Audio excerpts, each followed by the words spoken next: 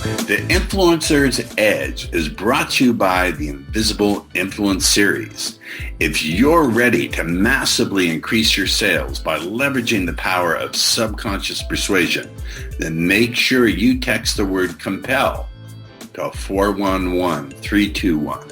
That's COMPEL to 411321.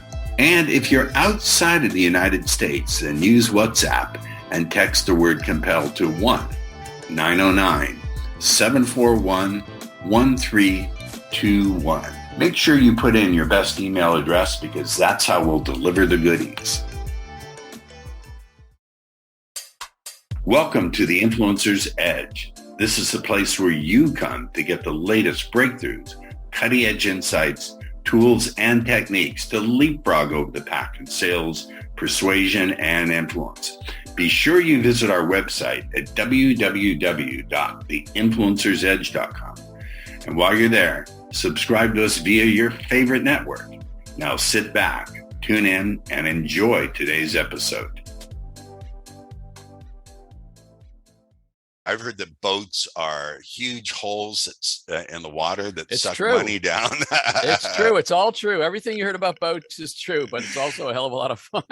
All right, we're gonna read your bio, then we're gonna go off the rails. Forget the standard questions. Let's just have a good old conversation. Good old share some value. conversation. And well, you can't not share value because you are a genius at what you do. And let me just be transparent before we dive into the bio. Jim is my coach. He's made me tons of money. Based on what you said, I did a live event. We sold $55,000 worth of coaching in the front of the room. We did another $20,000 in sales of products, recorded products. We did about $75,000. And you had some stuff you told me to say to in the front of the room. But we'll get into that. That was before we closed like 3 high value clients for your. There were more than 3. You're under bragging about yourself. Let me brag on you. I'm going to read the bio, which I think is a little bit batshit boring, and we curse a little bit on this show. It is called the Influencer's Edge, so we get a little edgy. So here we go. Jim Palmer is a marketing expert and an in-demand small business coach. He's the founder of the Dream Business Academy and Dream Business Mastermind and coaching program. Jim is the host of Dream Business Coach TV and the Dream Busy radio podcast. You are one hell of a busy dude. Jim is a serial entrepreneur, creator of No Hassle newsletters, No Hassle social media. I'm getting that there's no hassle in what you do. Concierge print and mail on demand, Success Advantage Publishing, custom article generator, and just to name a few. Jim is also the acclaimed author of Just Say Yes. Create your dream business and live your dream lifestyle. Decide, the ultimate success trigger. Stop waiting for it to get easier. The fastest way to higher profits. Stick like glue. It's okay to be scared, but never give up. And the magic of newsletter marketing. Great titles. That is a mouthful, man. You know how to write good copy, all of it. So we're going to dive right in. Jim, please tell us, I know a little bit about your background because, as I say, you are my coach. You are my trainer. You have helped me to blow my sales through the ceiling. But I want to talk a little bit. I know everyone says, how did you get started in the sales field? But first, I wanted to ask you, what motivated you to start your own business and get the hell out of being employed by other people? Well, it's fun. It's funny because a lot of people always dream about being an entrepreneur and they go ahead and do that. And then there's a lot of people who want to be an entrepreneur, but the timing never seems right. And then what's interesting is I read this book once called Get Fired and Get Fired Up. So people who end up losing their jobs maybe have a hard time finding work and then say, well, maybe now's the time. That was the case for me. I was 41 years old, still had 4 teenagers at home, and I lost my position, VP of marketing. And about a year later, I'm still unemployed, and then I had cancer, as you know, also. Oh my goodness, yeah. So the next 5 months were just kind of brutal. Like we were in debt, and my prospects of finding work were very slim. And can I just say, you must have been scared. I'm just saying, you must have been scared shitless. Yes, I was. And but then I just it got to the point where I felt like, what else could go wrong? And I really just got on my knees and prayed for guidance, because I just felt, man, I've been in charge of my career and I've done really well for myself, but I felt like I made a mess of things. And I believe I was received assigned to start my own business. So I started my own business October 2001. You did great. You did fantastic. Right out of the chute. You were coining money. People were knocking on your door. Not even close. No. My first year was revenue free, which is a polite way of saying it took me a year to get my first paying client. Now that is a great reframe. Instead of saying it was failing or sinking or struggling, you said it was revenue free. Where did you get that talent? I'm going to interrupt a lot. I'm an interruptive interviewer. I am a hopeless marketer. I will talk in phrases and there's just a way to, anyway, you can't escape the way you think and the way you talk. I've always been a marketer, but now I get paid to be a marketer and well, help what does other that people. mean? You've always been a marketer since you were a kid, or what does that mean? Always. I think that everybody is born with a skill and a talent. And if you can figure out what it is, you might do well working for somebody else, or if you can start a business based on that. So when I was 21 years old, Paul, I became manager of a bicycle store. And when I was 21, this was during what we call the Carter recession. I know you're old enough to remember that. Yeah. Malaise and all that. So we really didn't have much of a budget to bring in new customers. So what I did is I sat at a typewriter. This is before computers, and I typed out a 2-page newsletter, 8.5 by 11, black and white. I cut out pictures of products from my product catalogs and put them on the glass, held it down on the copier. Anyway, I think we mailed out about 1,200 newsletters to 1,200 customers that I had a list for. And believe it or not, people started coming in. Now, one of the things I clearly remember was bicycle shorts, the tight Lycra shorts with the pad and the crotch. It's very common today. I know we both look fantastic. I know, in those. Right? But in 1980, we were brand new, and people like, what is that guy wearing? Why is he doing it in public? Right. So we had to educate the public as to why they wanted to wear them. So the headline I wrote for that front page was not like special of the month bicycle shorts. I said, the secret to riding 3 hours instead of 30 minutes without a sore butt. And then people started coming in and they bought these shorts with the padded crotch. Whoa. And again, that's what you would call a benefit laced headline, and it gets attention. And it got attention, and people came in. And so much so that in our bicycle store, most stores had just what you call a rounder rack, and you had some stuff on it. I developed about a third of our store into what I call the bicycle clothing store, a store within a store. And we went from about $10,000 a year to $100,000 a year in cycle clothing, in large part to the newsletter. So everywhere I worked after that, I developed a newsletter. I just became a real fan of staying in touch with your customers, clients, patients, whatever, with a monthly newsletter, right? And so when I started my first business, October 2001, I was writing and designing newsletters for companies, chambers of commerce, nonprofits, associations. And again, my first year was revenue free, but what I was doing that whole year was working my butt off. And what I now describe is I was planting all the seeds, nurturing the seeds, staying in contact and following up with people. And in my 12th month, I got a new client, which was a pretty good sized client, a local chamber of commerce, and then boom, boom, boom. So one of my other expressions is, if you want to have a big harvest, you got to plant a lot of seeds. So that's what year one was about, planting seeds. And then I kind of went from there. In year 5, I'd grown that business, Paul, to about $300,000, but I kind of felt like I was hitting a wall because I didn't want to have any employees. And I was writing and designing newsletters. I was driving out to meet clients, overseeing printing and mailing. I was very busy, which kind of felt good. But I also realized I couldn't keep growing this. And I started learning about internet marketing, discovered Dan Kennedy, one of my greatest mentors to this day. Me too. And so then I created a program called No Hassle Newsletters. I started reselling some of the content that I would write, or now that I have writers write. And I created these done for you newsletter templates that small business owners can use to send to their customers. And I grew that to over 1,200 small business owners in 9 countries were paying me a monthly fee for that. Now, here's a question I want to ask you. Yes.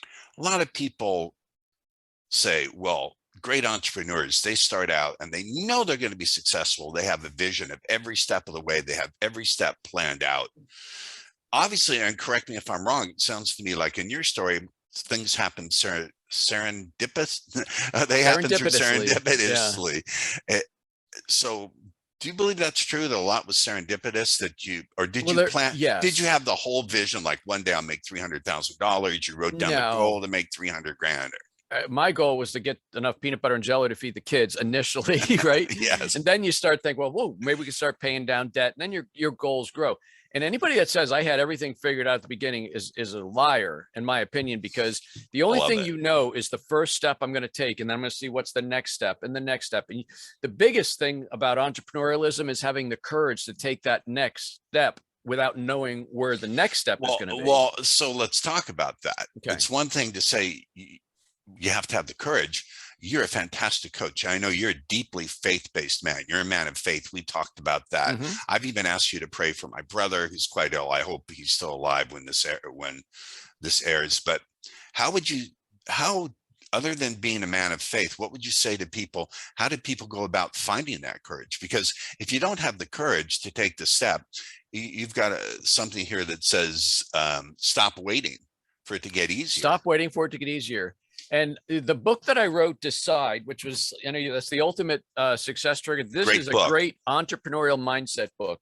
And what I share in that book are some of the fears and phobias that I personally had, which prevented me from growing farther, faster. Can we unpack those? Yes. So one of them was a lifelong fear of public speaking. I knew if you were a speaker, it's a way to go in sales from one to one to one to many, but I resisted that. I found other ways to work around that.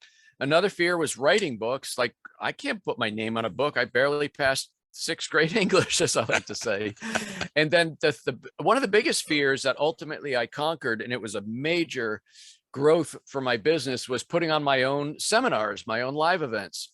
Initially it's like, you're so good at it. Forgive me. You're so good at it. I find that hard to believe.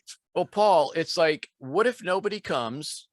What if everybody comes and I get up there on the first morning of the first of 3 days and I don't know what to say? What if I say everything I know to say by lunch? Then what am I going to do for 2? And by the way, people think, well, if nobody comes, you're off the hook. You sign a contract with the hotel for the meeting space. There's food and beverage. You have to guarantee so many sleeping rooms. I mean, initially, I think my first one was probably $8,000 or $10,000, but the biggest one I did was $35,000. That's out the door before you have any success at all. Wow. So it really is stepping up and believing in yourself. But I want to answer the question because I was just actually working with a client yesterday on this subject about where did you get the faith and the courage? A lot of it comes, I'd say most of it comes from working with mentors who have been there and coaches. I could name every step along the way where when I started my mastermind, Dream Business Mastermind in 2009, opened it to great fanfare and had 7 members the first year, 4 of them paid, 3 of them unpaid. But I started with 7 and I've grown it to be a very nice mastermind, of which you're a member of. And but I joined a mastermind that had some very successful mastermind leaders in it in their own right, and people I really looked up to. And on the first meeting, I got up and did my piece, and I thought, well, I've done this, and this is what I'm going to do. And I said, one of them said, Jim, let me ask you a question. I know you want to grow your coaching business to be large and maybe as large as mine or whatever.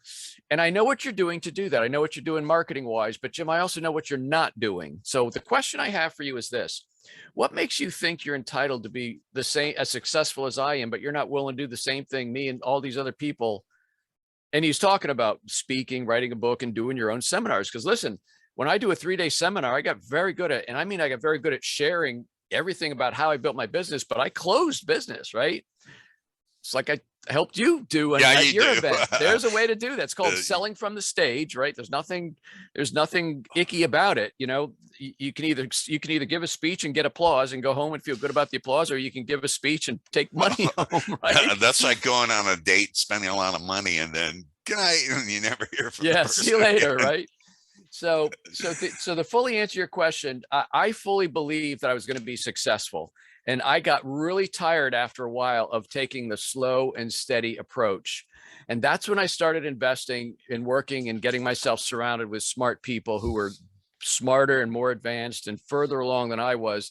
And I allowed them to hold my feet to the fire. And what I say is they put a mirror to my face and said, why are you such a wussy. I'll just say that, but say the word. We don't mince words here. And I'm like, man, I got to stop that. So, I mean, I did a lot. I mean, I joined Dale Carnegie. I did hypnosis. I did positive affirmations. I did, like, if there were 10 things to get over fear of public speaking, I didn't try one and then see if it worked. I did them all.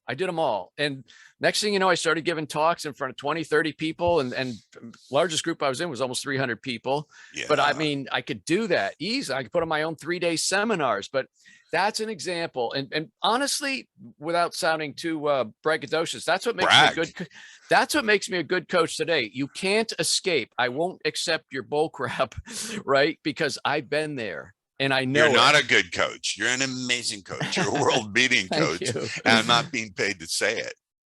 Thank you. So anyway, so after No Hassle newsletters, I just kept going, Paul. I created like 5 different. No Hassle social media came after that, custom article generator, Success Advantage Publishing. And then in 2009, Dan Kennedy at a seminar said, by the way, the more success you have, the more visible you get. He says, the higher up the flagpole you go. And he says, if somebody wants to learn from you, you may have a coaching business. Nobody ever thinks of themselves as a coach. Very few people actually go to Coach University. I certainly didn't. But if you really have the goods, if you have the experience, forgive me, I'm laughing because there's a lot of people out there. This life coaching thing is such a load of. I'm sorry, I'm going to offend people. A lot of it's just bullshit. Same with NLP certificate. There's a lot of NLP companies out there. If you sit your butt in the seat and pay the fee and show up every day, you get your certificate, but you actually gain the skills through. That's right. And I just, as long as it's legal, ethical, and moral, go make a business for yourself. But I personally think it's wrong for somebody. I can teach it. I have 6 or 7 figure business, but you haven't even brought in 6 figures yourself. Right. So I think it's my way of doing it is go have the experience, learn how to do it, and then be willing to share it with others and be handsomely rewarded for doing it. Jim, I want to talk about something that you said that really struck me. A lot of what you said strikes me, but you said a commonly asked question you get is, if there's one thing that I should be doing, what is it? What is your answer you give to that question? There isn't one thing. And that is a question that really, and it's interesting because, again, Dan Kennedy at one of the seminars said, folks, I remember when I was doing broadcast facts as a way to generate money. And then all of a sudden Congress in their infinite wisdom said facts, you can't broadcast facts. It's against the law. So if somebody was strictly a facts marketer, they had to find another way. So you don't want to have one way. I teach what I call my $1 million platform. These are all the ways that I've known to start and grow and market a business. So it includes social media on different platforms. It includes podcasting. It includes writing books. It includes doing video marketing. It includes being a speaker. It includes doing your own events. All these different things are like the recipe that help contribute. So there is no one thing. Now, if I stopped podcasting today, is that going to kill my business? Probably not. But I would say several of the clients that have joined my mastermind initially heard me either on an interview like this, they've been a guest on my show, or I've been a guest on theirs, right? So, well, how do you tie? What's the ROI on that? Sometimes you don't know. Sometimes you do. And there's a lot, and that brings up another point, is some things are measurable. Some of your efforts are going to be measurable, and that's great. But some of them, you cannot measure it. You just know you need to do it. You know what I learned that? So when I think 2008 or 2009, I don't know if you remember this, Kodak came out with this called a flip camera. So it looked like a pack of cigarettes. You flipped up the lens and you could shoot video, and then it saved it as an MP4 and you could just upload it. It was like revolutionary, but it was only like $100, right?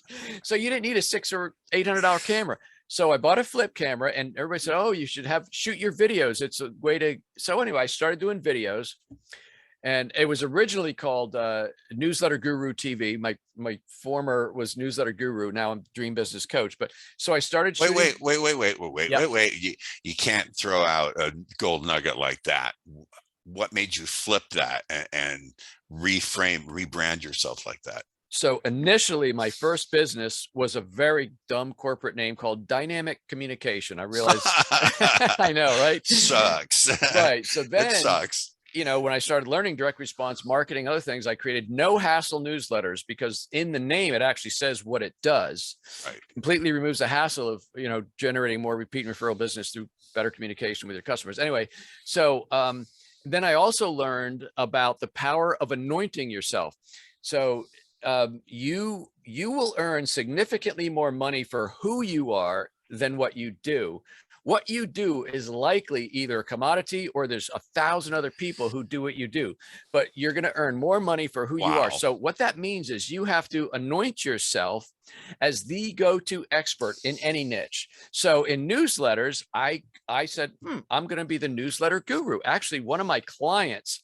So I'm learning all about this. Anoint myself. What do I call myself? I had a client. He kind of looked like Kojak, a big Italian guy, very big voice. We are really dating ourselves. I know, right? Flip People are like, how old flip are you? cameras. Well, Kojak. we both got gray here, so they know we're not 40, right? This is Silver Fox sign. Oh, I call this a Silver Fox signal. So, and I always tell my clients when I do a newsletter, you got to give it 3, 4, 5 months. It's not like send out a postcard and generate money at a sale on a weekend. So this guy was a sales trainer, and I wrote his first newsletter and sent it out.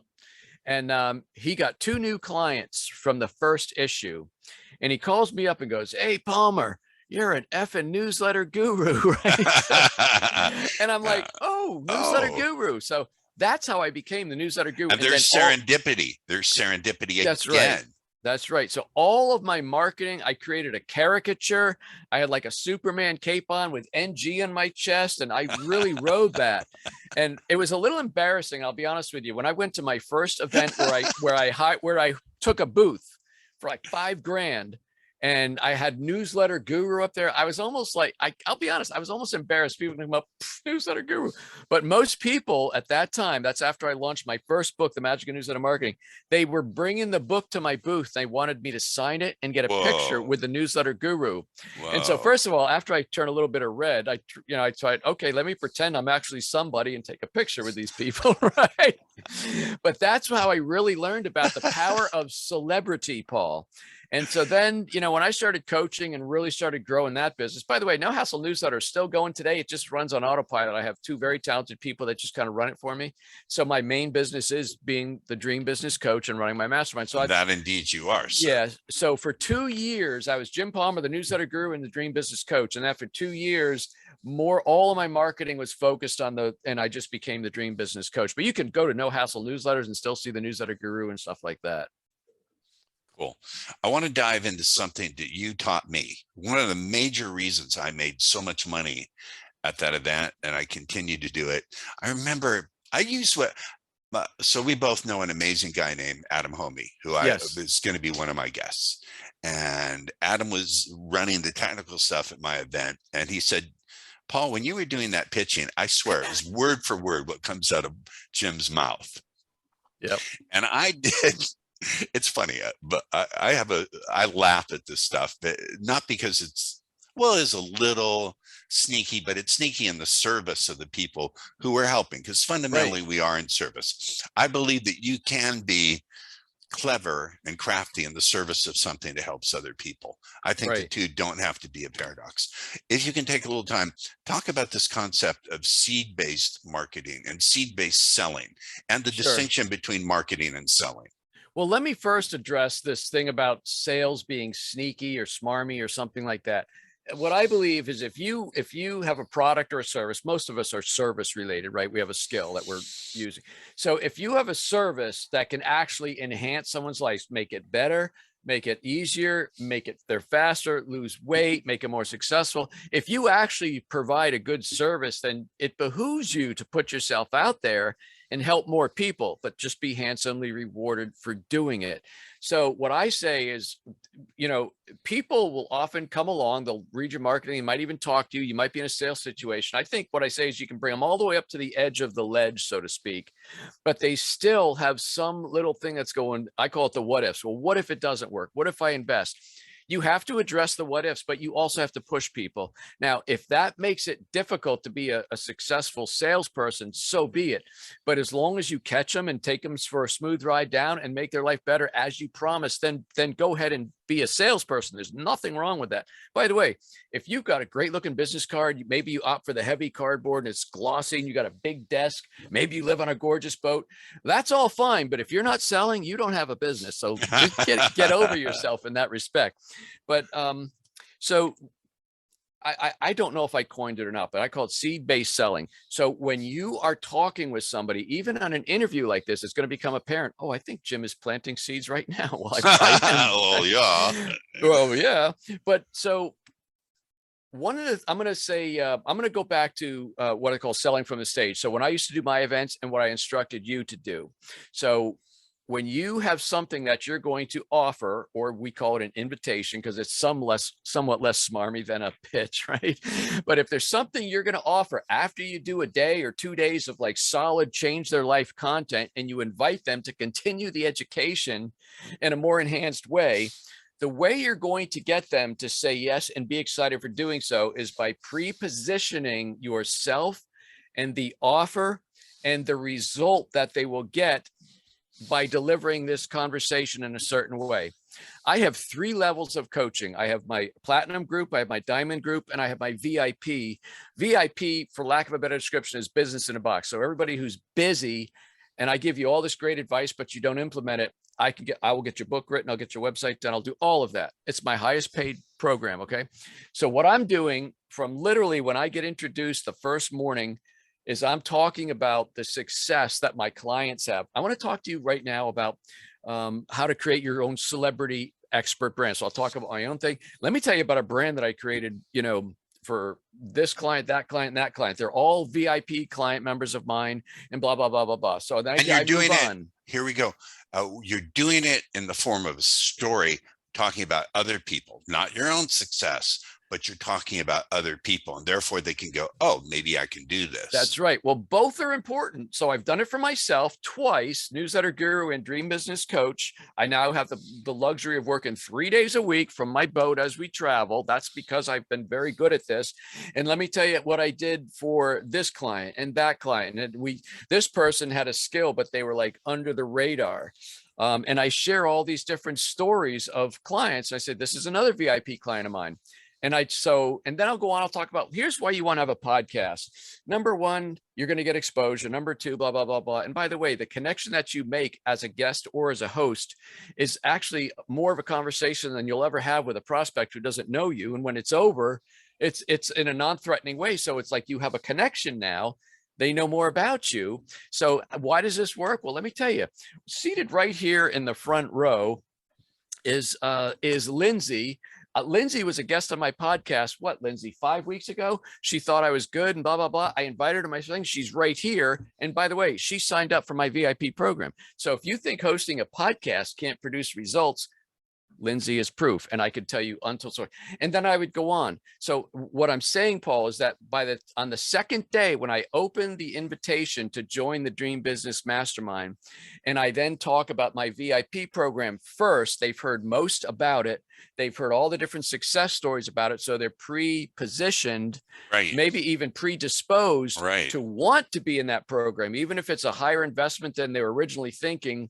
And then I'll offer them Diamond if you're not ready for VIP in the other one. But I don't start here and move up. You go here and move down.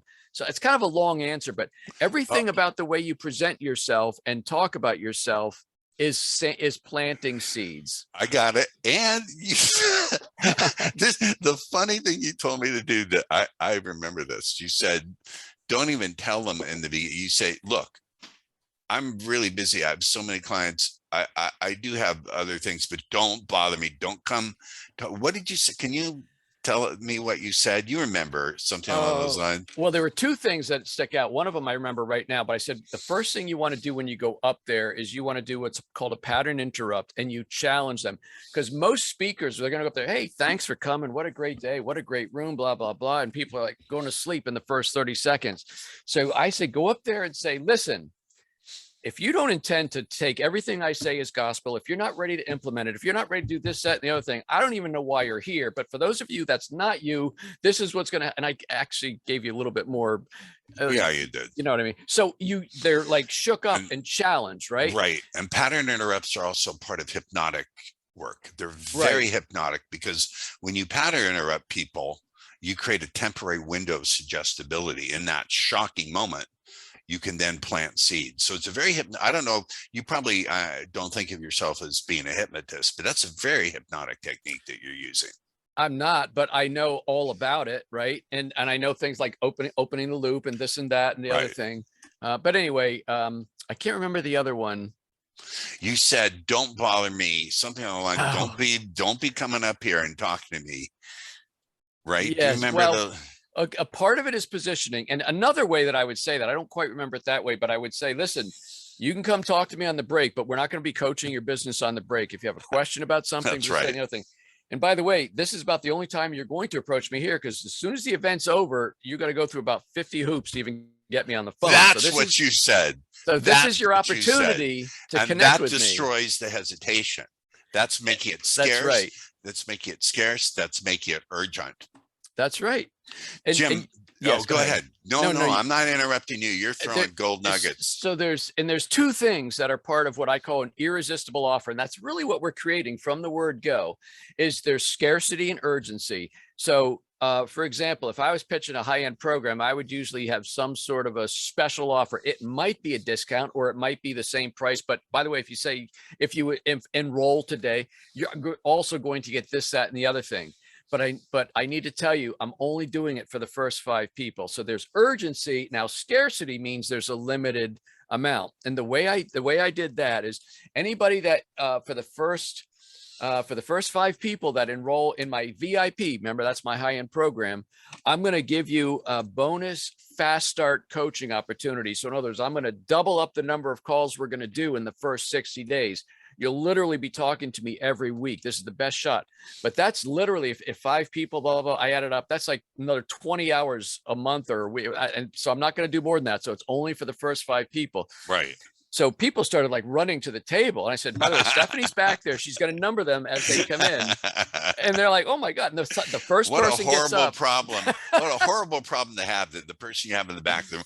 And by the way, that's funny. Do you know that we actually I'm not making this up. We actually ran out of order forms. We literally ran out. We had to go get hotel stationery and write the order forms on the back of that. Jim, we're going to wrap it up. I just want to say again, you are my coach. You are worth every penny of the investment people make to work with you. And speaking of which, how can people get in touch with you if they're interested in your services, which if you're not, you're an idiot. How can they continue to get in touch with you, get more great value from you? So I'll give you a couple of ways. So first of all, about 8 months ago, I read a book from a fellow Dream Business Mastermind member, David Phelps, called What's Your Next? And in the chapter, he talked about, there's going to be a point in your life where you want to focus on your legacy. It's a little more looking backward than just forward. And I thought, again, a little white here. So I started thinking about that. And I also started thinking, I know I felt internally I'm supposed to help more people. But the paradox is I don't want to work more than 3 days a week. I just love my life right now. And I said, wait a minute.